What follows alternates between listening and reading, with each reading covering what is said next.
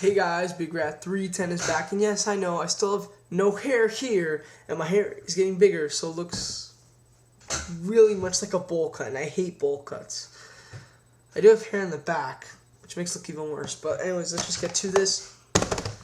Two shows I want to review today, War of the Wire 1 and Final Battle 2006. I have a lot to say about both, so I'm going to get started like right now. War of the Wire 1, this is my first 2003 DVD, and I gotta say, I really enjoyed it. I don't know if it was, like, I'm talking about 2003 in general. The show wasn't really even, like, that great, but, like, I don't know whether it was the horrible production values or just the way the wrestlers wrestle each other. Like, you know, maybe the wrestlers back then, you know, you got Joe as champion, you had CM Punk in Ring of Honor, you had AJ in Ring of Honor. I don't know, maybe the way they wrestled, I don't know what it was, but I really enjoyed the pacing, just the style of 2003 Ring of Honor. And I don't know why a lot of people hate this year. Maybe I have to see more, and I will see more. But it's like a pretty good... It made all the matches better. War of the Wire 1. Okay, we get started with the opener. The Backseat Boyz versus Fast Eddie and Hotstuff Hernandez, or Hernandez, for all you people who don't know. This was a decent match, a decent opener. I'm going to give it 2 3/4 stars. I thought it was, you know, entertaining for an opener. And I thought it did its job. You know, I was into it. I really did enjoy it. Hernandez wasn't that great here. I didn't like him too much. Aside from his dive at the end, and I think he cut one border toss, I didn't see a lot of good wrestling from him in here. I don't know, maybe that's just me. Okay, next we get the 10-man tag match, Special K versus the Carnage crew, the SAT, and Slugger. This was a decent, good match again. I'm going to give this a flat 3 stars. I thought it was entertaining. Yes, I know a lot of people hate, and I know Sanders Robin hates these clusterfuck tag team matches. And yes, this was a clusterfuck tag team match, but I found it enjoyable. I do not like the Special Case gimmick, where I kind of do. It's basically the Mean Street Posse, but on drugs.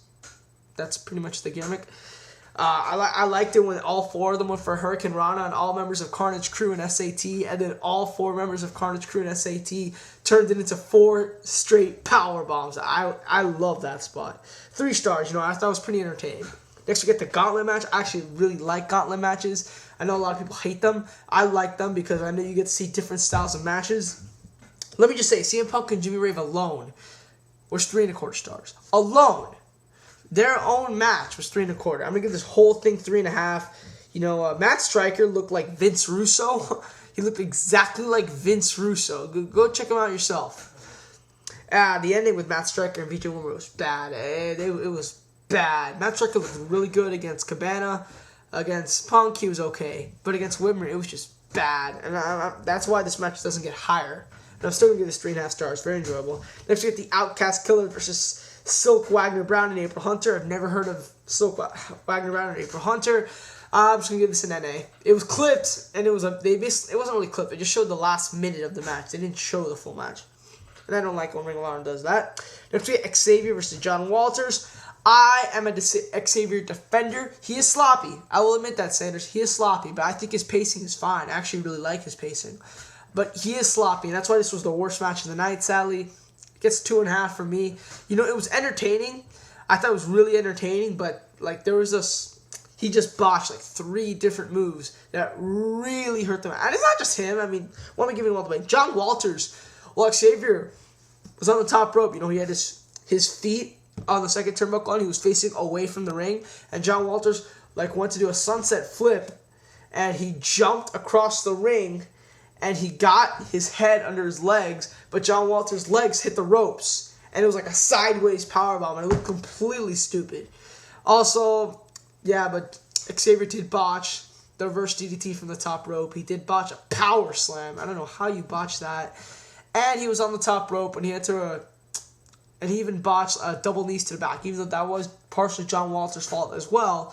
But Xavier did botch that, and it did hurt the match. This match could have been 3 1/4 stars if it wasn't for all the botches. But there were, I'm going to have to give it 2.5. And I know I still used to think, oh, botches, that should not affect the match. Only the Botchamania guy should look for it. Well, it stopped the flow of the match. And, like, you know, you lost your disbelief. Plus, Xavier's selling was pretty bad. And plus, he was horrible on the mic. I'm going to give this 2.5. Worst match of the night, but I thought it was still entertaining. Next, you get the Briscoes versus Chris Hernandez and Dan Maff. This match really surprised me. I'm going to give this 3 3/4, and I was really considering giving it 4. Very entertaining match. I really liked the Briscoes back then. I like them now and back then, but like back then, I don't remember them being this good, and they still were. Next, you get the most disappointing match of the night, Samoa Joe versus AJ Styles. I'm going to give this 3.5. They didn't do much. They got less time than Xavier John Walters, which really says some bad things. In fact, this got the third least amount of time on this show besides the first 2 matches. They only got like 15 minutes, and they could have done so much more. But hey, what are you going to do? At 3.5, it's still a good match, and it's definitely a match that's worth seeing. Next, we have Steve Corino versus Homicide, the no-rope barbed wire match. Andy, your video where you said is wrestling fake, and you said yes, it's completely fake. The moves are designed to help the workers, and the weapons are designed to not hurt the wrestlers as much. And I told you that was not true. I want you to see this match and tell your fans again that wrestlers don't really get hurt during weapon spots. I mean, I saw Steve Corino take the barbed wire and go like this to Homicide. Oh my god, I was going crazy. The only time I'd ever seen that was in the Ian Ron Axel Ron Taipei death match when Ian took a piece of glass and just went across the skull of Axel. This was a crazy match, but disappointing. It was only there was 32 minutes left in the show, and this match only got 20 minutes. Steve Corino, Homicide would not shake Steve Corino's hand, which I thought was dumb. But Steve Corino got like a 3-minute promo. And then you had the SAT plugging their match with the Briscoes. And then you had BJ Whitmer and Matt Stryker plug their match at Final Battle? Really? Instead of giving this match more time? This was still a very good match, though. 4 stars, I must say. Just a little disappointing. But, fun, graphic. The wrestling probably is 3 3/4, but because of the shit that these guys have to do, man, I feel bad for both of them. I'm going to give it 4. Overall, I'm going to give the show a flat 8. And I know the ratings don't really equal that, but I did enjoy the show a lot. I don't know why, but I just enjoyed it a lot from start to finish. A good show. War of the Wire. It's not on ringofhonor.com. ROHWrestling.com. It might be during Black Friday if they bring it back, but I would go on eBay and definitely look for this show. The barbed wire match is something that you must see. Some people have different opinions on it. Let's get to, in my opinion, the second best Ring of Honor show of all time, behind Glory of Honor 592. And I do think this is better than Supercard of Honor 3. I really do. Let me tell you why. Okay, opener. Chris Hernandez, Jimmy Rave, Davey Richards, El Generico. I'm going to give this a flat 4 stars, maybe 3 3/4, but it was still a very entertaining match.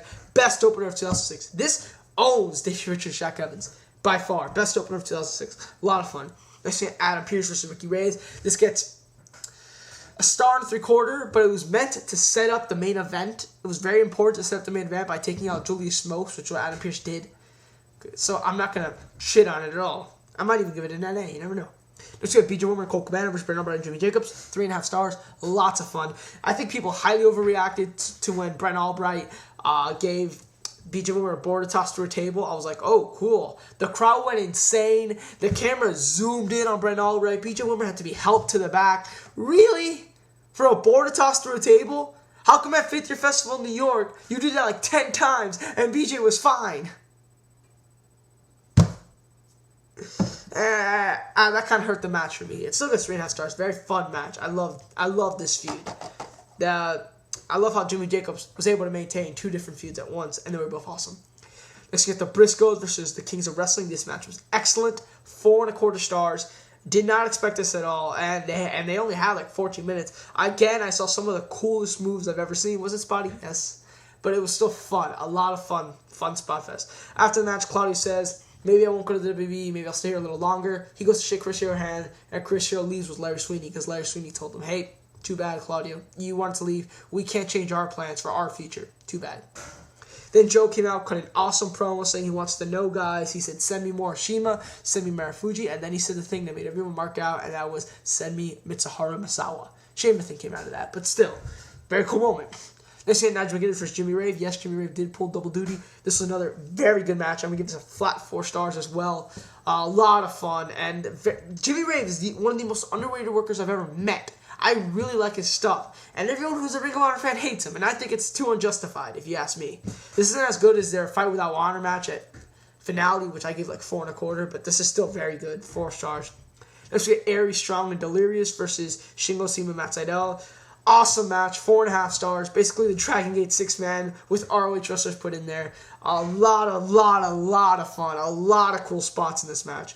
4.5 stars. Next we get the main event, Brian Angels versus Homicide. Match of the night, 4.5 stars. More for the storytelling. And, you know, Homicide, it felt like a WrestleMania main event. It really did. You're thinking, oh my God, can Homicide win? Can Homicide win? He's going to interfere. So many near falls that just drove me insane. I was like this the whole match, even though I knew who would win. But this was still a fun, awesome match. And I'm going to give this 4.5 stars because of mostly the storytelling. Oh, and also, Magic Jimmy Rave. I didn't like that Jimmy Rave won 3 times in a row. Just don't like it. I'm going to give this show another 9.75 out of 10. This show was absolutely excellent. I do think it's better than Supercard of Honor, just because I think it brings more to the table, and it's a lot funner show to watch. Seriously, get this show. Again, find this on eBay if you have to, if they bring it back for the Black Friday sale. Final Battle 2006, awesome show, and you know what? War of the Wire 1 is a pretty good show that you guys should check out. Sanders Robin, thank you for the 2004 reviews, by the way. I'm glad you did that. Okay, I'm Bigrat310, and I'm out, guys. See ya.